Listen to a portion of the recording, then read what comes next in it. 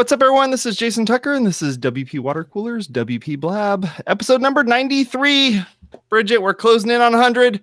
93. It's going to be amazing on 100. I don't know what we're going to do, but it's going to be fun. It'll be epic. So, yeah, it is. It's going to be awesome. So today's topic is we're going to be discussing unorthodox marketing with our awesome friend, Meg. But before we go and introduce Meg, we'd like to be rude and introduce ourselves. Bridget, be rude, introduce yourself. Hi, I am known as being aggressively polite in my social media marketing, and my name Even when she's rude.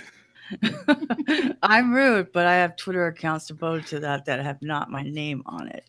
And you can find me because, yeah, that's where you need to be rude somewhere. And also, I'm sick of elevators pitches. I think it's not authentic and it's not me. So my name is Bridget Willard. I'm a marketing consultant and I blog at bridgetwillard.com. My latest draft came from a client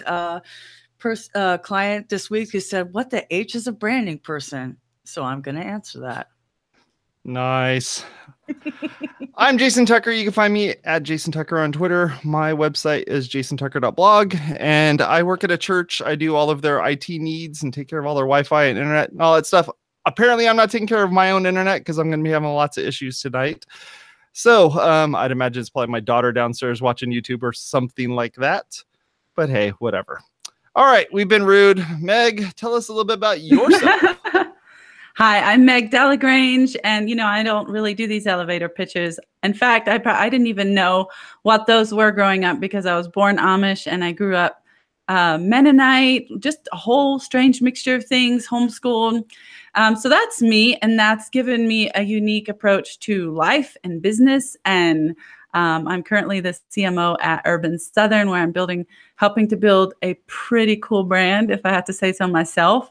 And I'm an artist. I paint, I design. I'm just one of those creative people. That's awesome. Well, thanks for taking the time out to come hang out with us and to talk a little bit about unorthodox marketing. So, I'm really excited to be here. Bridget, how do you want to start this off? Okay. We are so good at planning ahead that we don't plan ahead. So let's make this happen. I've been thinking about there's a lot of people in our industry, WordPress, they're self-taught, right? And so nobody's, really talking about things being unorthodox unless your code isn't written the WordPress way, right? Or unless you're trying to sneak in some weird admin notice at the top.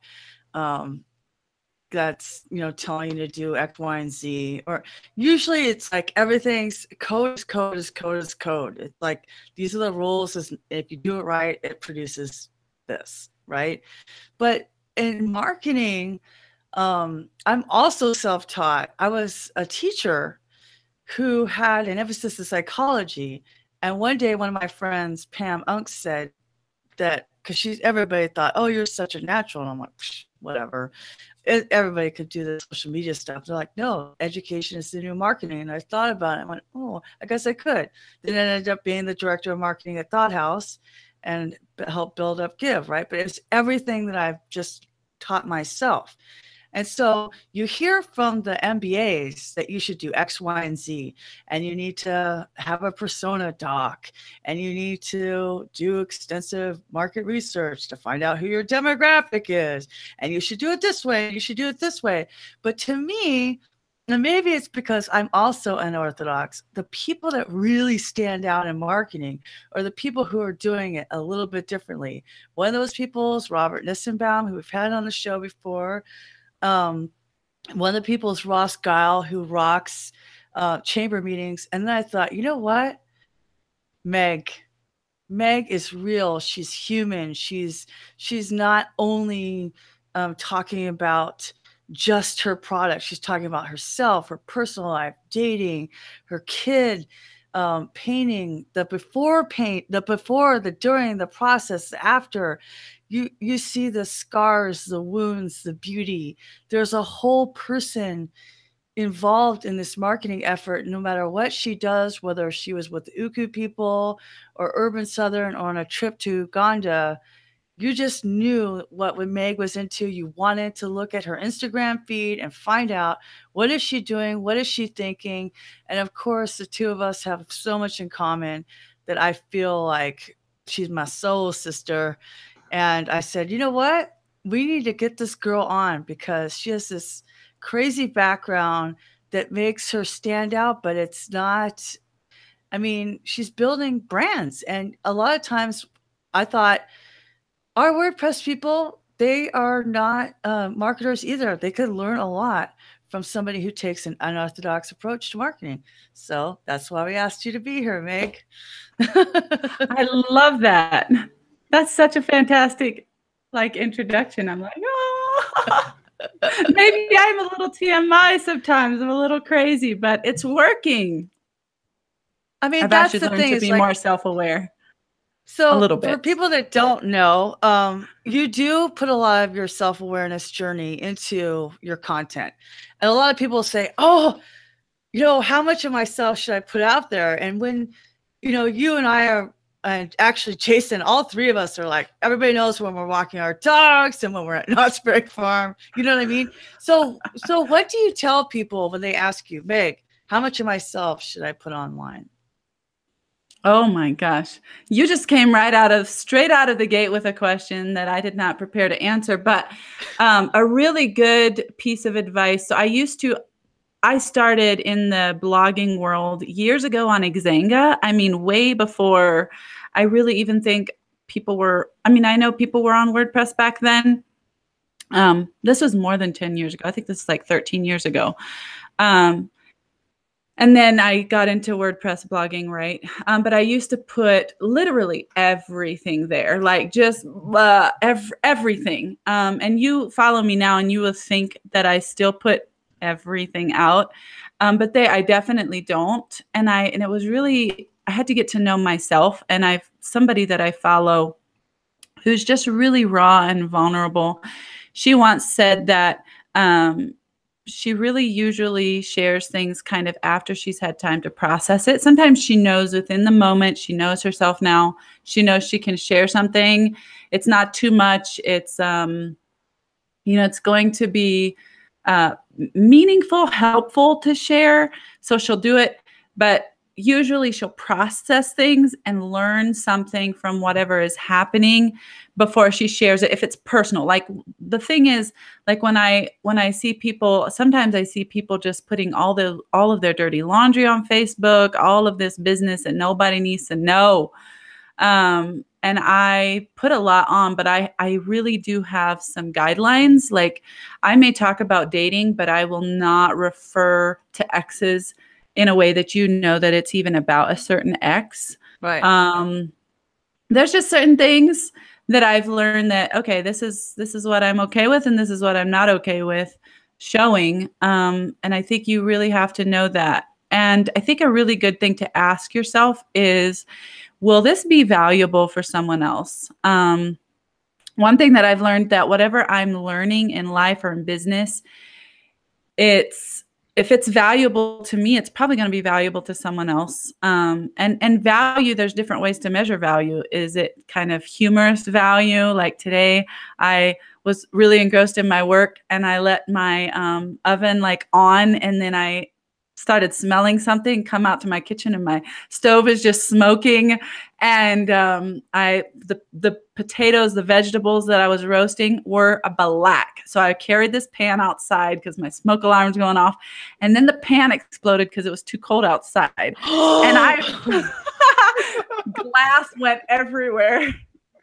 So I totally put that on my Instagram stories. And I got so many messages from working moms, women, just everybody oh my goodness, I'm not the only one, but man, I've never had a pan explode. That was valuable humor, relatable value. But so I think if I pass the value test, subconsciously now I've learned to pass some kind of value test, often not overthinking it, of course, right. Oh, this needs to be all, but yeah.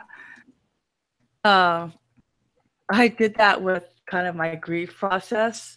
I didn't just say stuff as it was happening. I started it as, okay, too many people are contacting me and they clearly don't understand what happens when somebody dies. So I'm just going to send out this press release on Facebook so we can explain to people what happens. You know, like a lot of times people will say things based upon your spirituality. That's really awesome, but it has nothing to do with the physical moment you're in right now. Right. So like, I was kind of like, let's talk about what really happens, you know, but I like that rule is that you should process it yourself so that you can make your reality something that is valuable for other people to share.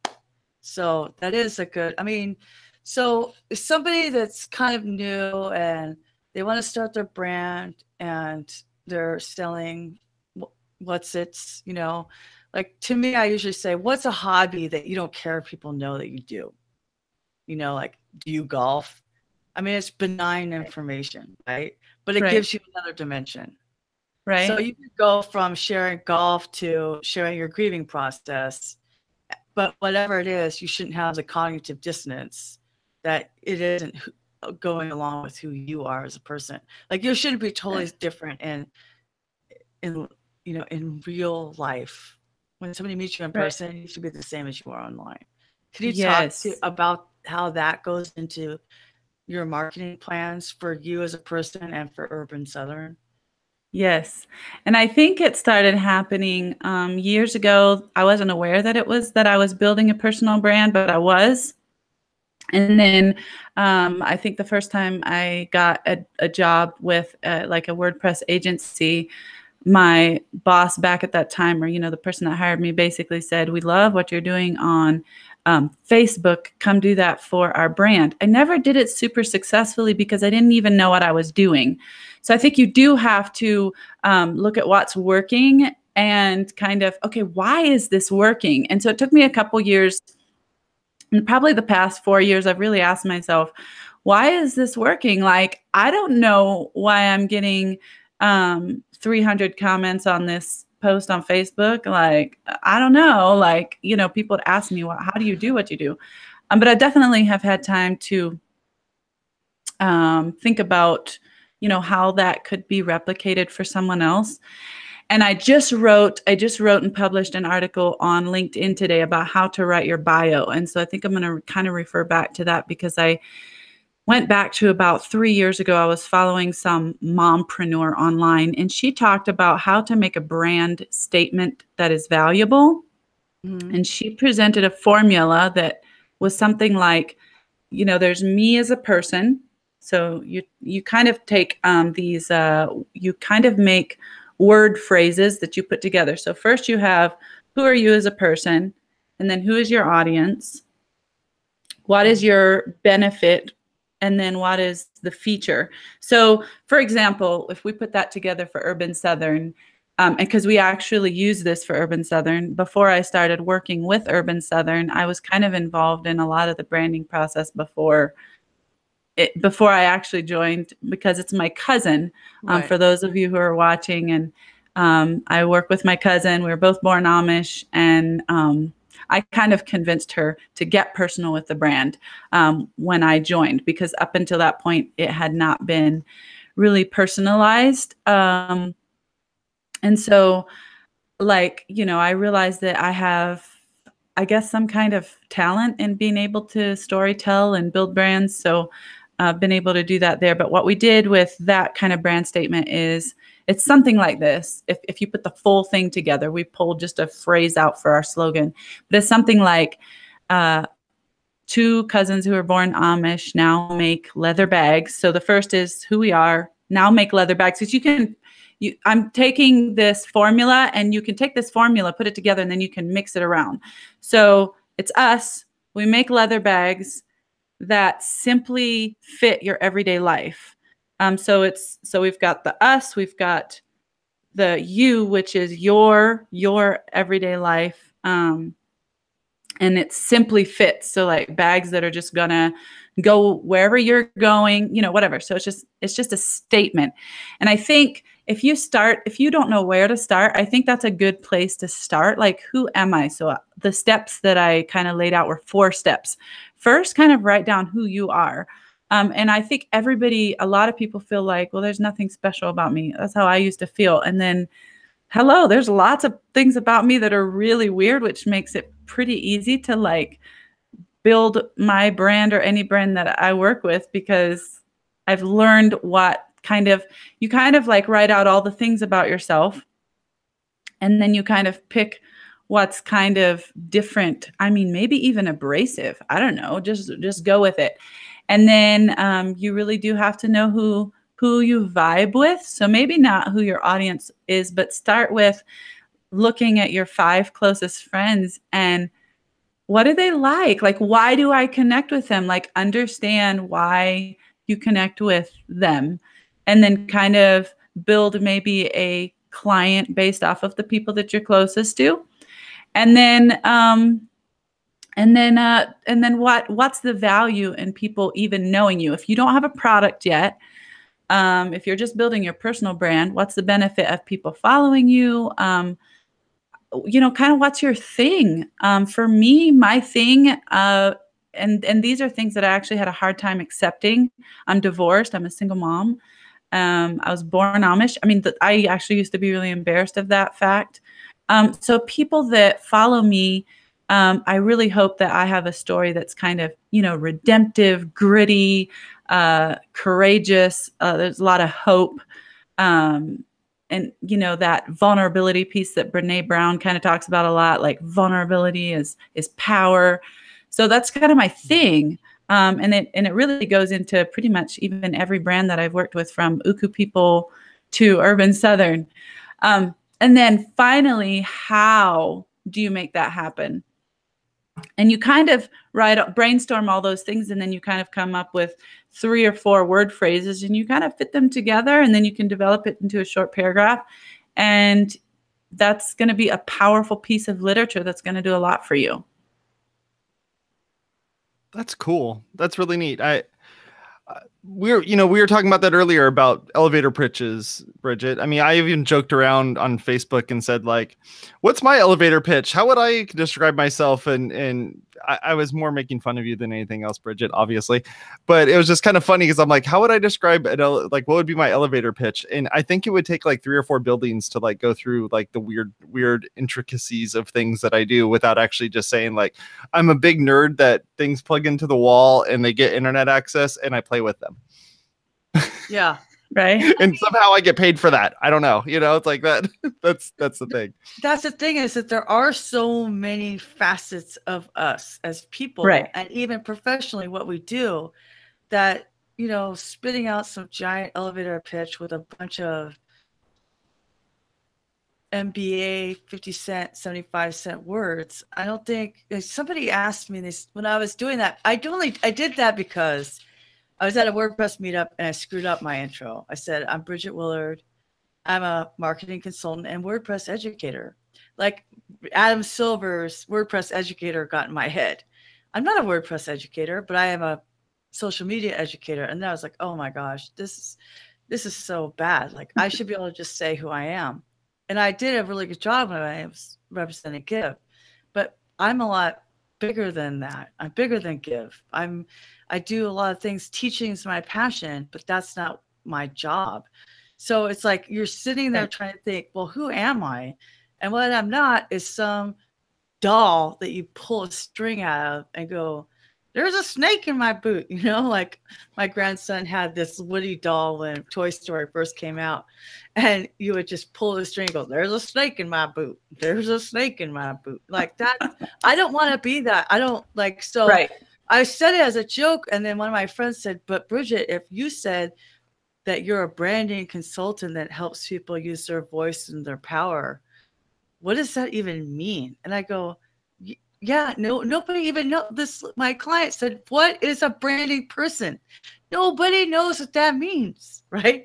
So you have to use words that help people. And I'm not a reputation manager because I'm not digging into what you do, but it's like you have to say things that, so I just say I'm a marketing consultant. They ask me more questions, I'll give them a specific answer that fits them. It's like, I feel like my elevator pitch should be true to who I am, which I evolve who I am based upon who they are. that's who I've always been. I'm somebody who connects regardless. I connect on the things that we overlap with in our Venn diagram, you know? So, but that is, but everybody says you should have an elevator pitch. That's what I'm talking about, the unorthodox nature of, well, what if we decide, everybody told me I should monetize my Twitter courses. Why don't I just put a donation button? Like, right. How do you fight against the system, Meg, when everybody else is saying? And like I never even heard the elevator pitch bit, because I was looking at this whole, I actually took that brand statement formula and was probably like an elevator pitch type thing. And I used it to find myself. And the thing is, that's such a small piece of it. So it just doesn't like, I even wrote this thing on how to write a killer bio today. And I thought, I feel like such a hypocrite right now, because it's not just about a bio, but then I realized, no, it's okay. That's where it starts.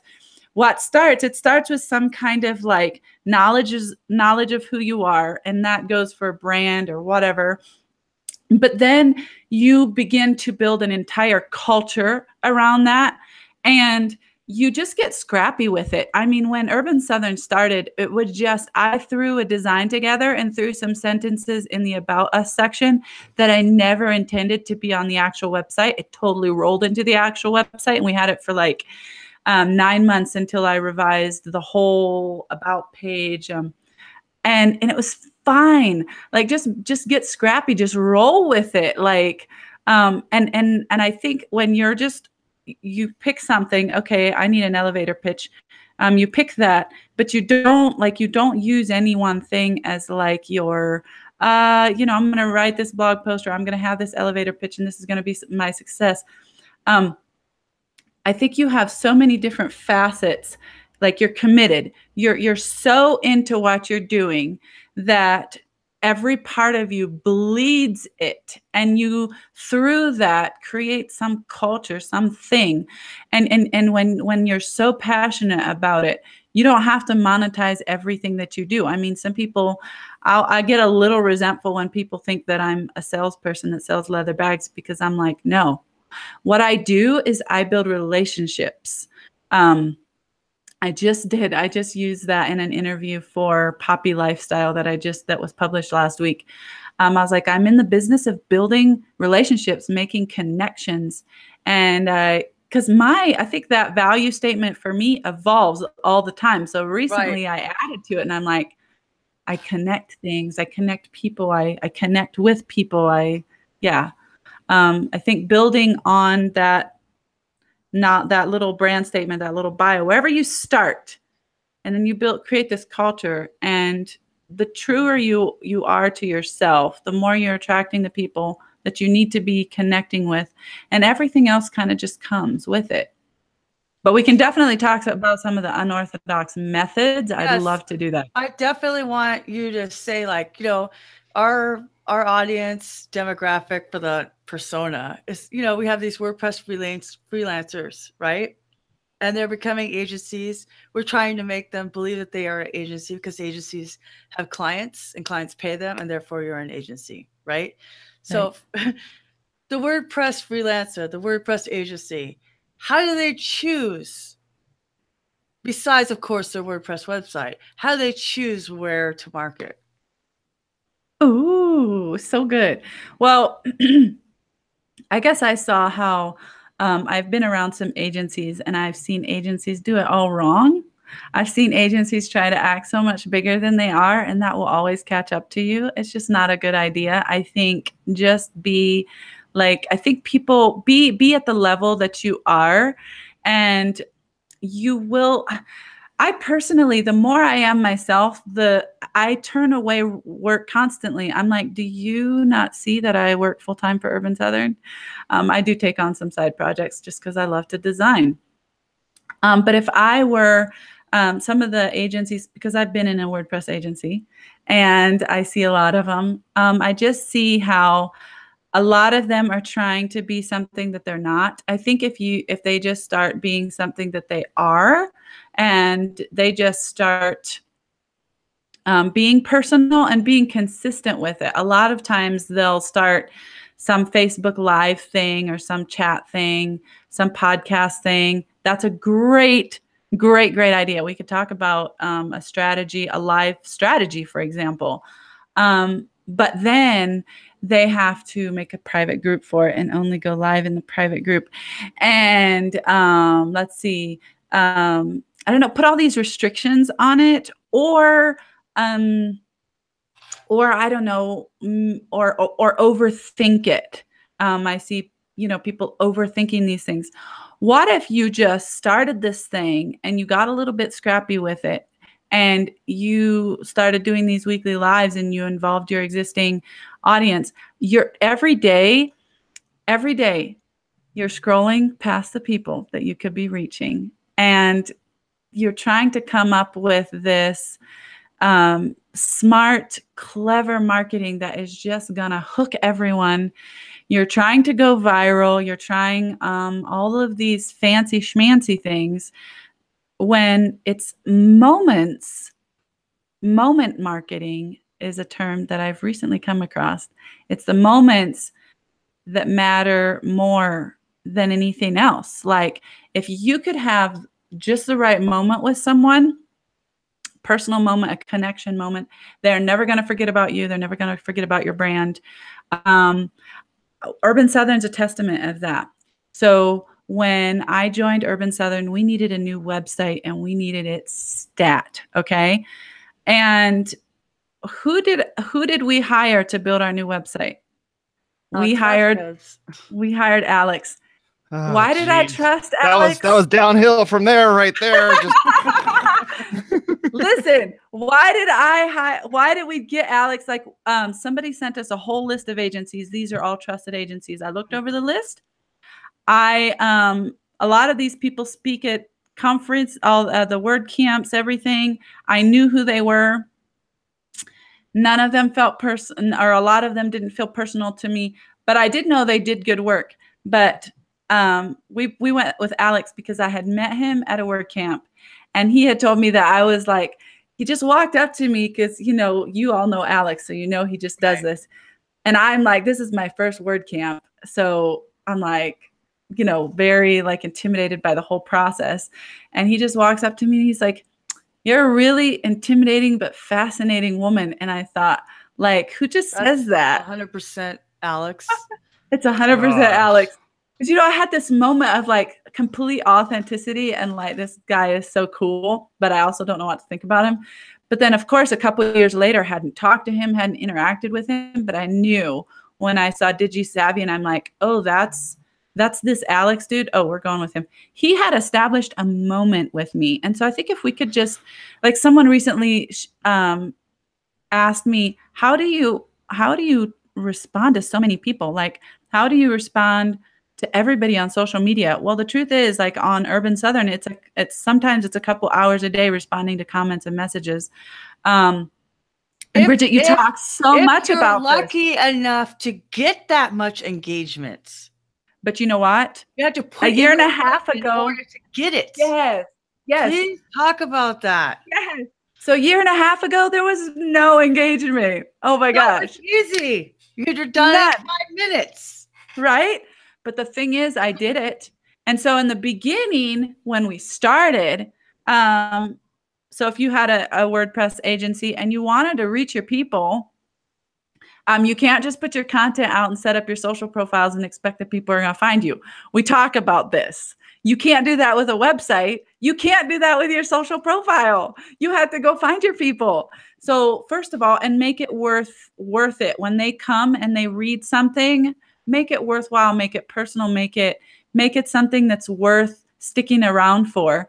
But what I used to do, so a year and a half ago, when Urban Southern really had like 500 followers on Instagram, no activity, not much to speak of. But first of all, our personal friends were there, so I always interacted with them. And then I knew who our people were, so I put down a list of hashtags. And I interacted with those hashtags every day. And I actually got a lot of, when I was with the WannaPixel, which is like another WordPress agency that built Uku People. And when I actually experimented with some of this stuff in the final months that I was with them, I would find hashtags to interact with on Twitter or Facebook, because actually Facebook and Twitter are more where their audience was, but they also do a fantastic job with Instagram, partly thanks to me. But I would interact with those hashtags, and actually had a really cool success story back when I was with WPixel, because they're an agency, and I think people will appreciate this. There's a and they really specialized in working with nonprofits. Okay, and in the beginning, when we really started trying to market to nonprofits, we used a lot of clever social good talk, and it wasn't working. People weren't connecting with it. And I started changing that. But again, I didn't know exactly the method to my madness yet at that point. But there was something called Colorado Gives Day, and it's separate from Giving Tuesday. It's a big day here in Colorado where all the nonprofits are raising money. Well, of course, that day we would really be intentional. I and one of the other people that was in the marketing department that I was working with, we would be really intentional about interacting with hashtags and stuff. So on that day, I specifically went on Facebook and from the agency's page and commented on literally every person raising money. But they were comments like, I would look up their website and I would find one thing or two things about their organization that I really appreciated, that I really liked. And then I would comment really specifically, intentionally, not something that was general, something really intentional. And interestingly enough, one of those organizations that I commented on, one of their people saw it and said, "Who is this agency?" And it turns out that they had some interactions with Nate.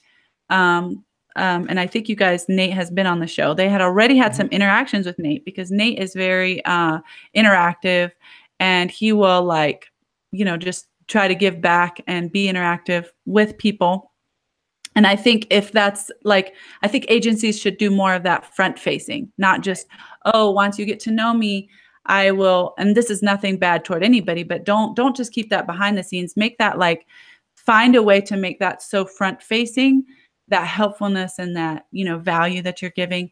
But anyway, so they had already had some interaction with Nate, and then that interaction online defined the decision, whatever. I can't find the word, but they decided at that point that they were going to work with WPixel. They were going to get them to do a new website. They were all on board. All it was a simple interaction on social media to seal the deal. Right. And then their website design, which I had so much fun working on, was named one of the top nonprofit website donation website designs for 2016. I mean, it turned into such an awesome case study for a lot of different ways. And my motive was just to connect with people. So I think if you're starting, you have a young agency, and be in it for the long game. I mean, I am so over these growth hacks. Don't buy followers. There is no such thing as a growth hack. There is no growth hack. It's just work. If I see that name one more time and people want results, they want results in 2 weeks. It doesn't work like that. Exactly. Sorry. No, preach. You and I just are so alike in this thing. I just, it's so nice to talk to somebody who really believes the way I believe. So I'm going to ask you to flip it. Okay. So I spend a lot of time on Twitter with reading comments from WordPress professionals, because that's what I do for clients. And that's what I did when I worked for Thought House and Give. Can you talk about the difference between being authentic and being rude, and maybe speak a little bit about some of the client shaming? Have you seen the client shaming tweets? I have. I feel like our friends really do want to vent, because clients can be frustrating. Right. But also when it's public. Like, can you Right. talk a It's little such bit negative about energy. Yeah, I can it? talk about that. It's Because such people will negative energy. say, well, it's authentic. So can you kind of Right. define Right. how you navigate that? So true. Because it's real. It's real. And I get it, because I used to have some like pent up resentment, you know, like working with clients. I think you have to have some kind of, I think it goes back to that value over everything piece. When you make sure that whatever you're sharing is valuable. So I will vent, actually. I get upset and stuff. But here's where, if you take this thing that you're frustrated about and you give yourself a little time to process it, and then you realize that it's like a client education thing, and you could turn it into an educational online thing that would actually benefit clients and anybody. I've seen so many people authentically but gracefully talking about issues that they're frustrated about, whether they're an artist who they're really frustrated about people ripping off their work, or it's an agency who's just had it with a certain type of client. They've turned it into like a lesson, like a little tip, and actually even made it relatable to everyday life or something. And I think if you take that and you turn it into something valuable. Yeah. Vent with value. Okay. Yeah. If I'm venting and venting, especially on Twitter, and I'm like, literally this morning, somebody kind of made me mad and I started going off. And then I was like, wait a minute. That's not bent down to their level. Let's keep our chin up. Let's figure out. And then I turned it into something valuable, just talking in general about how we can be better human beings. And then I went on Facebook and put my thoughts together. And I think right now, I don't know how many shares that has, but it was about one person that was acting so shady, who's an influencer who has tens of thousands of followers, and seems like he's just getting away with it. And then I decided, you know what? How can I put this on me? How can I reflect this? I'm kind of pointing my finger at him right now. How can I point the finger back at me and learn from this and make it valuable for everybody to learn from? So I love that so much. I know a little bit about some of your symbols that kind of carry you through. But for our audience who doesn't know you that well, can you talk a little bit about the circles that are on the painting behind you, what they represent, how that comes through in your branding, and what WordPress freelancer can learn from creativity? Oh man! Dang, Bridget, you like dug deep into the crates there. Wow, that was awesome. Because it's Meg, and I know I can. Yes, you can. You can find it.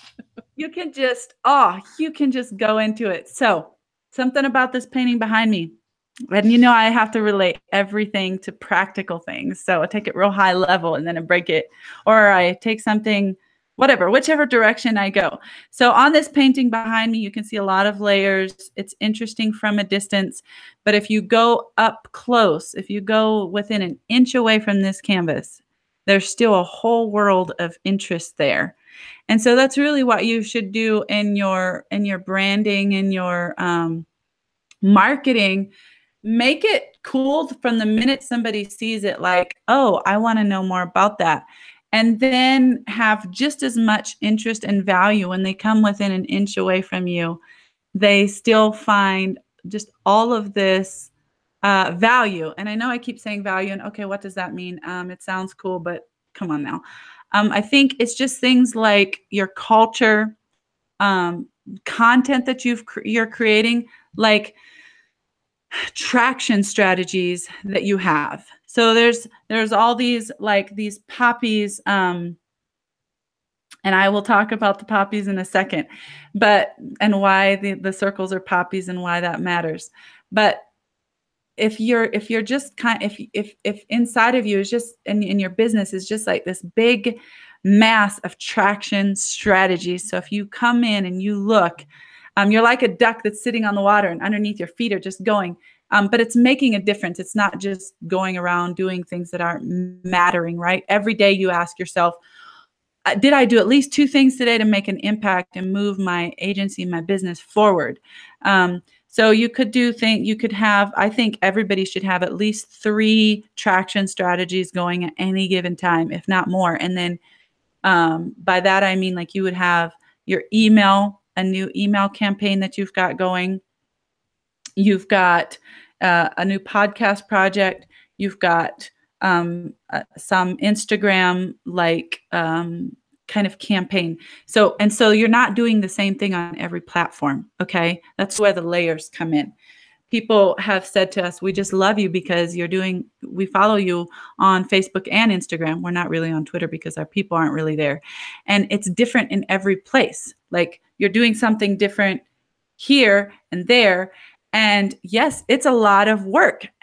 One way that I do that is I post organically on Facebook. I had this hunch 1.5 years ago that third-party posting scheduling apps would take away or like be less seen on Facebook. There was some information like that. So since you can schedule right within Facebook, I decided to schedule right within Facebook from Urban Southern. And like this week, our organic engagement is over 20,000. I don't even have very many ads going because my business partner said, can you kind of turn those off? You're doing your job a little bit too good now. We went from, just to give validity to what I'm saying, Urban Southern went from 45 sales in its first 1.5 years of business to now over 3,000 products sold. And these are like hand sewn bags. So, and we're talking not a small dollar amount. So we're in multiple 6 figures now. And people are asking, like, I've been asked to speak at a college on marketing, and I'm like, I'm self-taught, but I've been asked to speak to students, right? like how do you do this? And I think it's one thing. We read a book called Traction. It's a blue cover. It's called Traction. It's on Amazon. I didn't finish the book. I just took the concept of the book to have multiple strategies going. And when you implement a new strategy, you don't stop the others. You keep these going. So you just keep adding to it. So right now, like the painting, layers. So right now, I would have to say, I think there's at least 20 strategies going on at Urban Southern. If I layered them all out. Right now on Instagram, I'm kind of re-educating people on what our branding is all about. On Facebook, we have a live video that we do every single week. We've been doing it since June. We really encourage people to sign up to our notifications. And so, hello, they're going to see all of our other posts if they're signed up for our live video notifications. I mean, and those live videos aren't about selling our product. We collaborate with other businesses so that we gain some, attention from their audience, and they get some of our audience. We get some of theirs. We do a lot of collaborations. Last March, when our sales had really tanked and we were in the red, and I was really miserable with the marketing, I knew that it wasn't the time to push sales. And I was miserable because I was lonely working from home every day. Hello, somebody. And so through chatting with another marketing friend from another agency, I kind of had the brainchild to start something called a Win Wednesday email. So I started writing an email every Wednesday morning to our audience. It's very like life coach style. That's not everybody's thing. Right. And hear this stuff and make it your own. Like, come up with your own thing. Don't just copy, somebody else. It's fine to copy and see if that works for you. But since I started that, I just wrote a case study for Opt-in Monster today. Our sales have grown by, I think, since we started, by 6,000%, over 6,000%. Wow. That's awesome. But unorthodox, backed by the stats. Yeah, that's why I'm sharing some stats, because somebody might hear me. There's so many people out there talking really cool. There's so many people out there regurgitating what Gary Vee is saying, and they have no results. But honey, I got results. We could talk about my results, and I'm in love with these results. So between like March, when I started this, just nurturing our people, just writing to them and connecting with them, grew the email list by 400%. And then sales, I mean, we're just, I don't know what they were in that range, but sales were crazy. And now we've got over 9,000 people on our email list, and went from less than 400 in 2016 to over 9,000. So the results are speaking for themselves. But here's the thing. When you're working that hard and when you really, I'm going to tell you what the poppies mean, because I know we got to move on.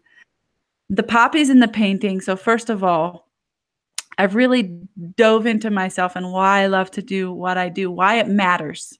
And every time I dive into something that matters and I ask myself why it matters, I find a whole depth of meaning that I can then apply to the rest of my life. And I don't know if you know this, but within the seed, within the pod of one poppy flower, the seed pod, there's an average of 10,000 to 60,000 seeds in one poppy flower. So that means that in one poppy flower, there's the potential to populate entire new fields of poppies.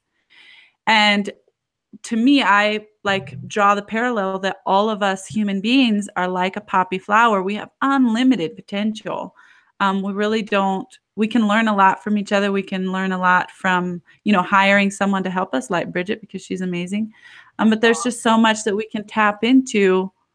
If we start tapping into ourselves, it's a powerful force.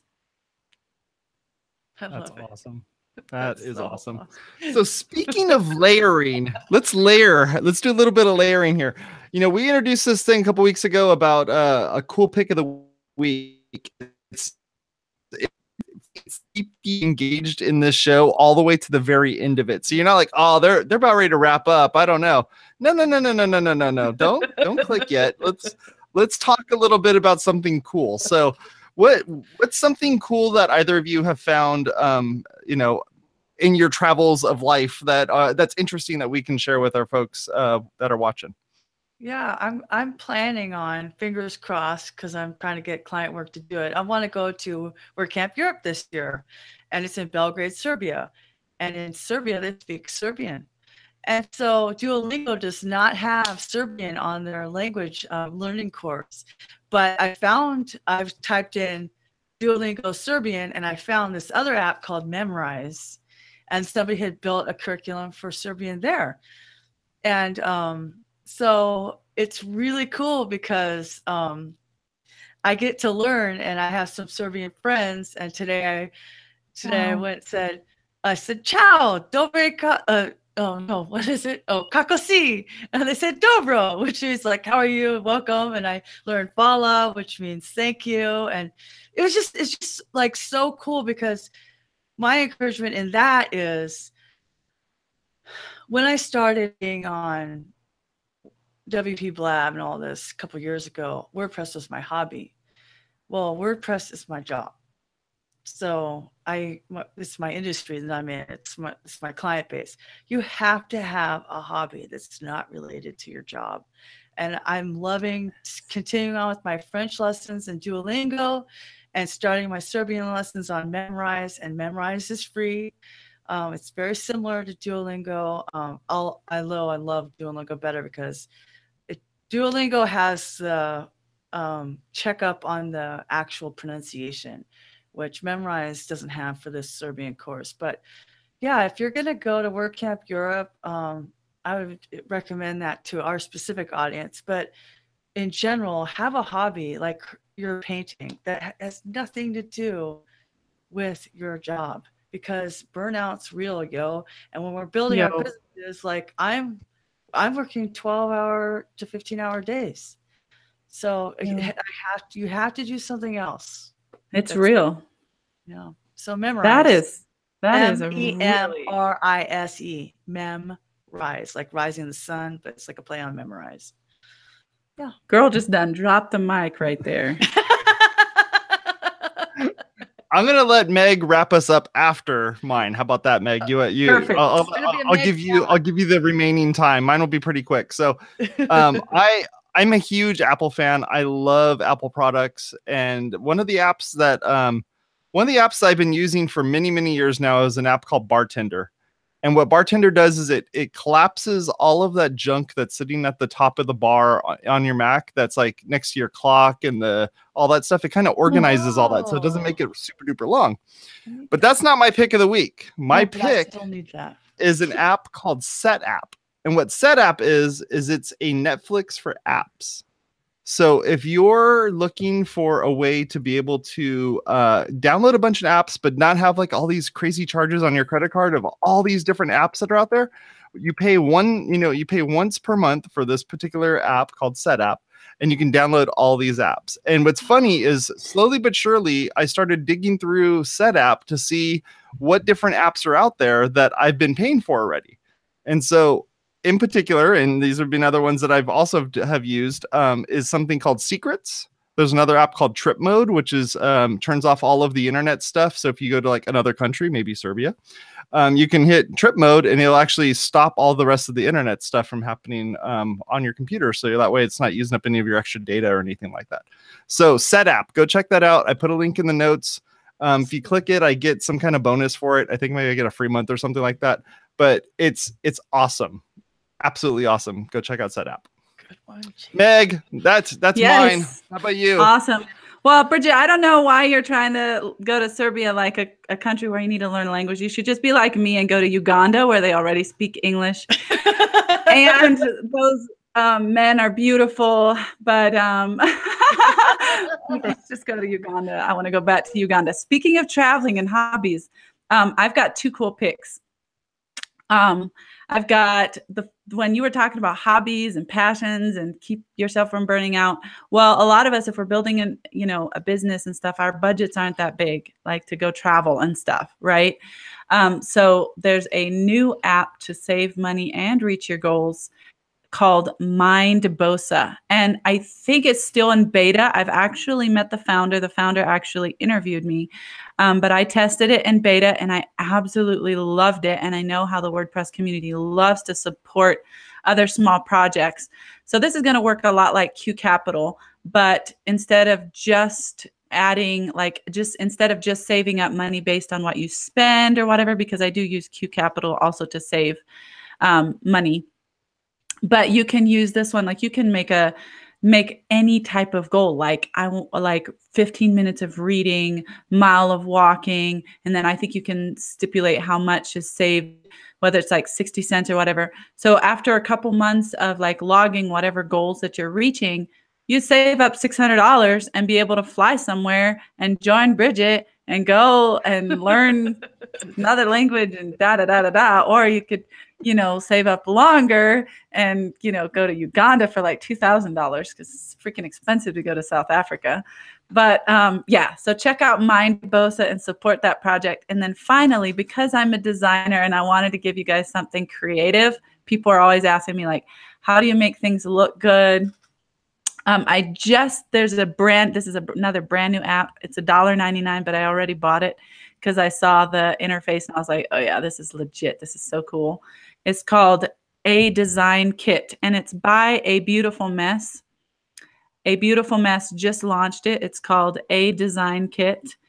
And you can learn more about it if you go to A Beautiful Mess or I think A Design Kit on Instagram. I'm all over Instagram. I think it is my jam. But they do layering in the app. You can do layering in the app. You can do a lot of different things that you could do in Photoshop or something right in that app.